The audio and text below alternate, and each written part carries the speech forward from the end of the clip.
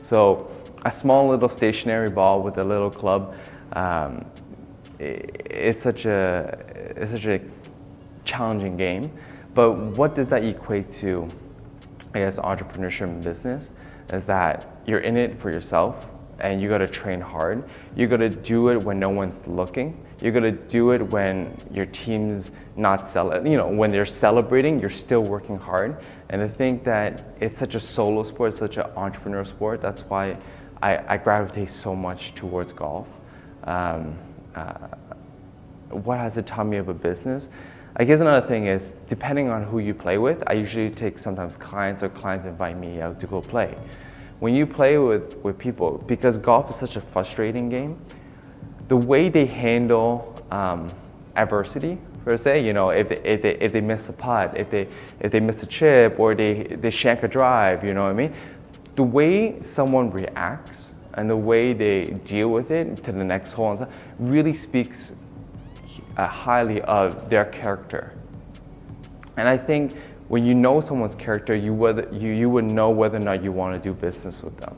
And so I find that when I'm on the golf course and I'm playing some like clients or potential business partners, you can tell whether or not you want to, continue that relationship with them. So that's kind of why I also enjoy the sport. Like, I find it really tough with work-life balance. Like, you can't separate the two.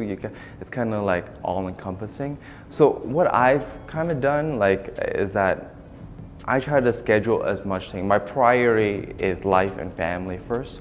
So I try to schedule as much things in the calendar for that. And when I spend time with them, I try to spend quality time with them. I find that when people think about work-life balance, they think about, the time. Like, oh, I'm spending 8 hours with you while I'm on the phone. You know what I mean? And texting and all that stuff. When I spend time with the family, we go out for dinner, I usually shut off my phone or I turn it into silent. So we never have phones or tablets or TVs in the bedroom. So it trains us to kind of disconnect a little bit. And I like that. When I'm traveling, I try to disconnect as much as possible too. I know sometimes it's tough as an entrepreneur. You sometimes have to deal with fires. People are messaging you and all that kind of stuff. But when I coming back to work-life balance, I would say that find a hobby, make time for what you want to do. So, for example, right now I train 5 days a week at the gym, sometimes 4, but I make it a mission that I go at 9 a.m. or 10 a.m. and I don't stop till 11 or 12.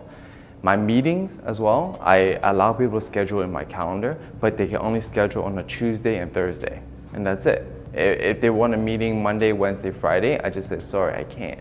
And if they want it between 10 a.m. to 12 p.m. during my workout time, I say, I'm sorry, I'm busy. I'm not available, right? So if they really want to meet with me, they would work within that schedule, right? If they don't, then you know what? It wasn't meant to be anyway. So sometimes you just have to say no. I think part of the work-life balance is that you just have to say no to things that doesn't go towards your overall goal or vision for your life and for your family and for your business.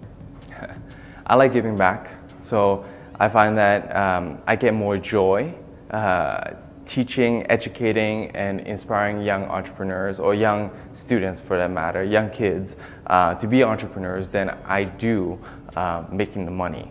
So for WPUP, we're actually donating some money, percentage of every client that we sign on. We actually goes toward almost like not a scholarship fund, but an education fund for people that want to be in this business, want to learn programming and all that kind of stuff. For athlete activation system, percentage of that cost will go into funding and giving back to countries that don't have, the money to go through these systems, these high-end advanced training systems, so then they can increase the level of athletes, right? So our goal is to increase the level of athletes, the performance around the world, right? So this is our way of kind of giving back. For Dyma, the marijuana business, when we first set it up, we try to work with companies, or I guess associations, charities that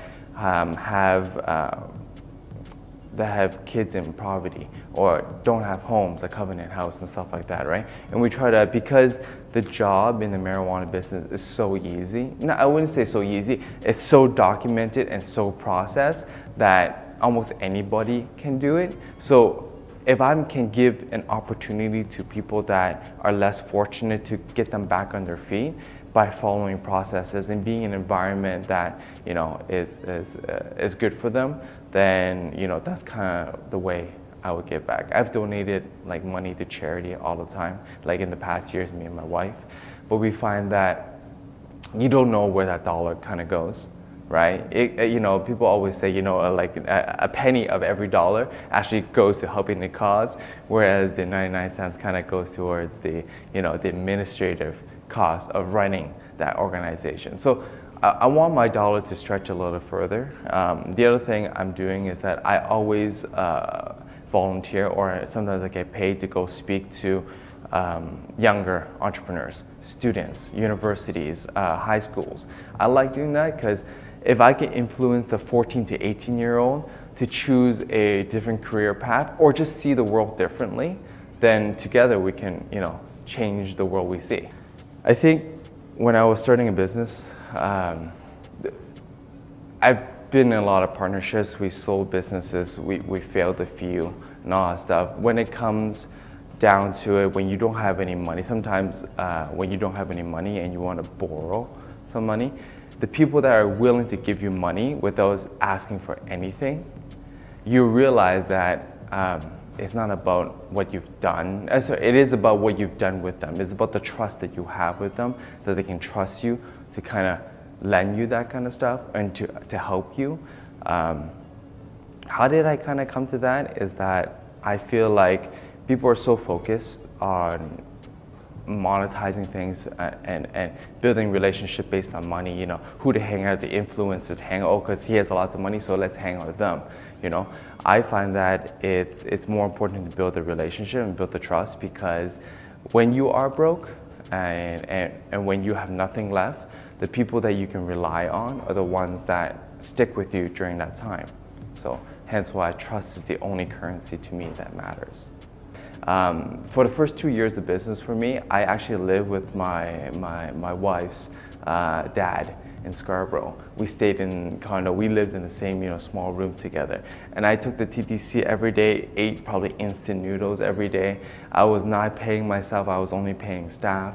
I think for the first 2 years, it was a huge struggle for me. But you know what? You know, I think maybe at 6 months, I was like, you know, fuck this. I just don't want to continue because this is stupid. I'm not making money, blah, blah, blah. But I just continued at it, right? I said, you know what? I don't really have a choice. I don't have another idea, right? I got to make this work. I want to prove the world wrong. So I just kept grinding at it. I think at 2 years, I finally paid off all the loans. I started paying myself.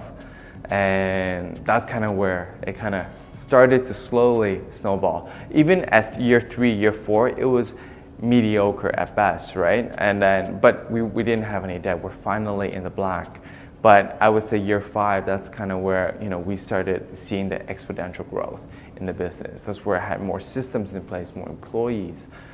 That's also when the business got also acquired, and then we merged into a different company and we grew that together. So all in all, I would say if you're still in your first 3 years, you're still an infant. You know, your business is still an infant. So you gotta nurture it. You gotta put systems in place and, you know, and get it to start growing. That's all. If you're still there, don't give up yet. All right. You know, if you're young, you got lots of time.